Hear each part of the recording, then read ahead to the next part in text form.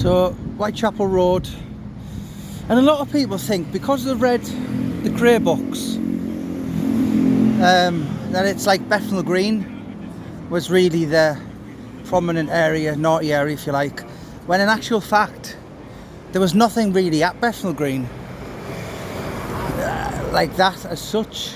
So what everything, you know, like in Jack Spockcomber's day and Billy Hill, all the illegal spielers, all the gambling clubs, Whitechapel was where everything happened. Many of you will have so I'm just on Peaky Blinders season 3 I think now. So the guy Tom Hardy, so that's all kind of based loosely around Jack Spockcomber, Jewish gangster if you like, king of the underworld in like the 1930s. So I'm going to go over to the Battle of Cable Street, tell you a bit about all that next few days. But Whitechapel really, that was where all dice and card schools was. So over there you've got the Royal London Hospital.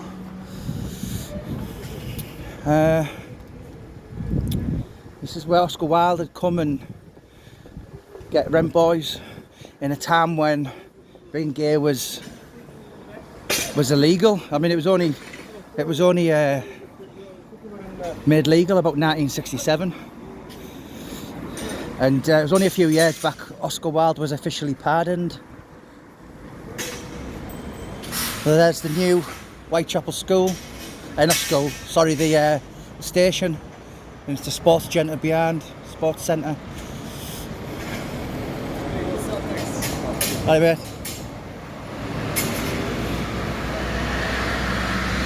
But there's so much history. There's a shop here, 259. So back in John Merrick's time, Joseph Merrick, it was a freak show. So today it is a sari shop.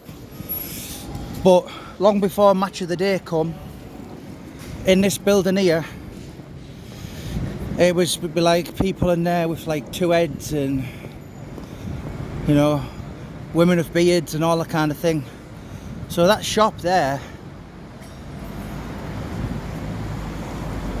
was where I mean, if anyone's seen The Elephant Man, I've never seen it actually. Anthony Hopkins plays a doctor who lived over the road. So it was in there that he found Joseph Merrick and asked him to go over and live in the Royal London Hospital.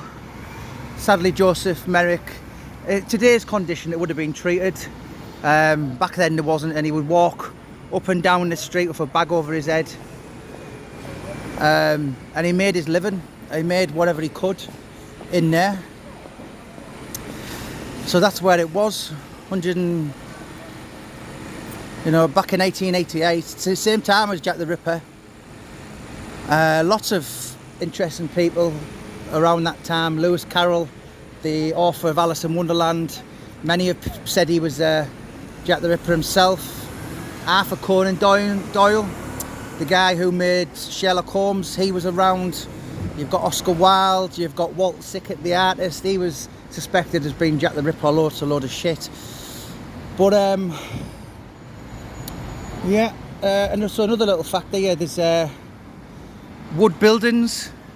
So many Ripper experts believe that when Jack the Ripper killed the first victim, Polly Nichols, on Bucks Row, which is now Darewood Street, he'd have come out of there and basically mixed into Whitechapel Road and disappeared.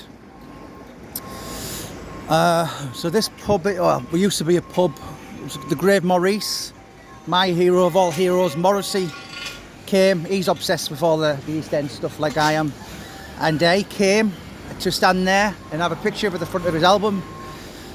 That was Ronnie Cray's local, and it was just down here, just around here, in 1966 that Reggie Cray had a fight with Tony Bull Award, and then later on Reggie slashed his face about 1967 in the Regency, where they had a fight, just literally just here.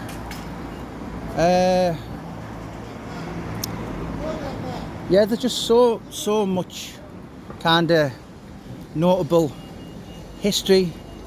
Of course, down there you've got the Blind Beggar pub, where March 66 George Cornell was shot by Ronnie Cray.